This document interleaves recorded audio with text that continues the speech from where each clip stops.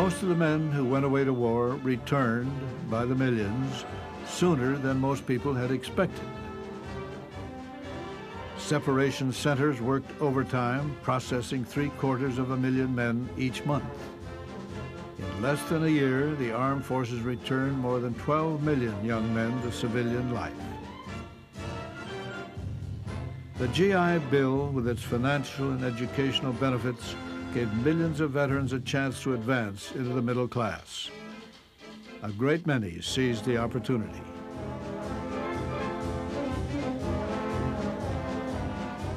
Most veterans were anxious to put the war behind them. They collected $3 billion in mustering out pay and went looking for civilian jobs. At the employment offices, veterans got preferential treatment. They were the nation's heroes, after all. And there were low-cost home loans for veterans and low-interest loans to help them buy a farm or start a business. And many did just that. 2,230,000 veterans went to college on the GI Bill. For these pragmatic children of the Depression, a college degree was a ticket to the affluent middle class. It had been a costly war, almost 300,000 Americans dead. More than 670,000 were wounded, many of them permanently disabled. On the home front, one last bond drive. At the Roosevelt home in Hyde Park, the War Activities Committee of the motion picture industry stages a bond rally where Colonel James Devereaux, hero of Wake Island, starts the ball rolling. Merle Oberon, Universal Screen star, registered applications for Roosevelt bonds, and the Victory loan is off to a flying start.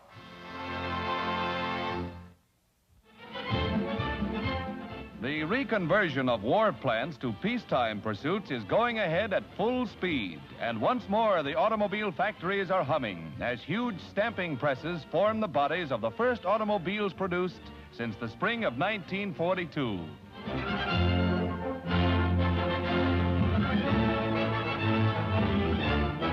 Prices on these 1946 models will be slightly higher, but with all priorities lifted, America will be on wheels once more. At the huge Willow Run factory in Michigan, where warplanes were made, the first new cars of the Kaiser Fraser Company are designed and built. The first models are handmade and are the forerunners of hundreds of thousands which will be turned out under assembly line methods. Mr. Kaiser produced hundreds of Liberty transport ships for the Allied war effort. Now he and Mr. Fraser present their peacetime product. The six-cylinder Kaiser car features front-wheel drive.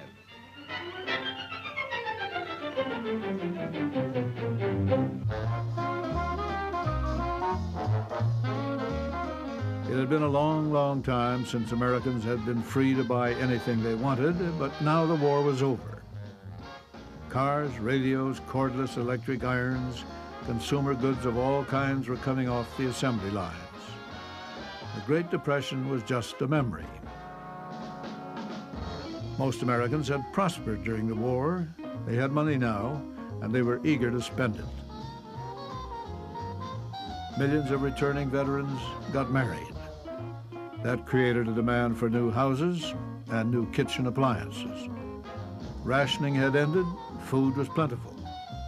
Overnight, it seemed, traditionally frugal Americans became conspicuous consumers.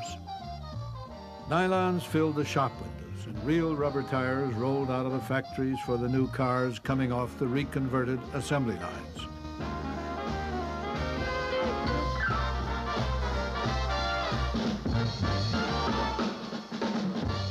Americans climbed back into their automobiles. With light hearts and no road maps, they headed off into a materialistic world of the future, never to return.